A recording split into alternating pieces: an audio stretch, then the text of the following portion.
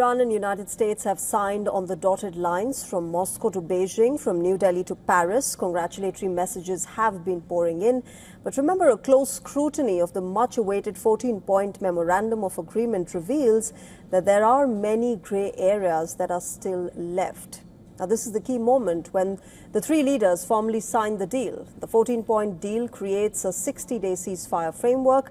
Think of it as a pause button on war while diplomats work on the real solutions. The agreement represents the most significant Iran-US diplomatic breakthrough in decades, though critical questions remain unanswered.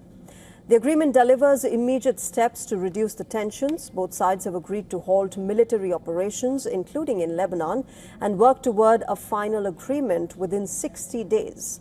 Another important part of the agreement is the territorial integrity clause. Both sides have committed to respecting each other's sovereignty, avoiding interference in internal affairs, and refraining from attacks on each other's territory. But while the fighting has stopped for now, several major disputes remain unresolved. The first one is Iran's ballistic missile program. This agreement does not place any limits on Iran's missile capabilities despite concerns over its range and strength. The second one is Iran's support for regional allies, including Hezbollah and the Houthis.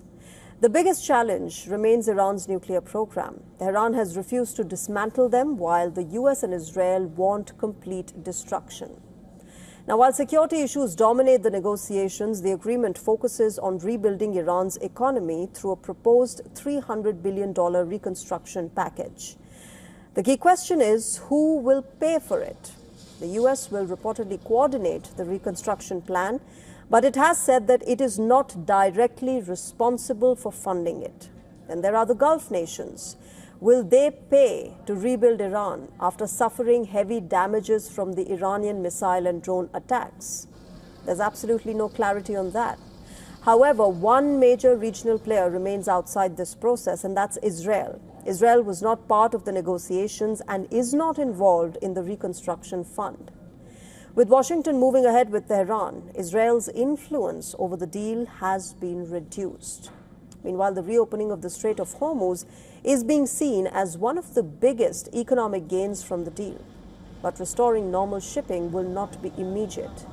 Before the war, remember, 20 million barrels of oil flowed through Hormuz daily, making up about 20% of global supply. Now, the traffic will resume gradually as teams work to clear naval mines placed during the fighting. The threat of underwater mines is raising concerns among shipping operators over safe passage through Hormuz.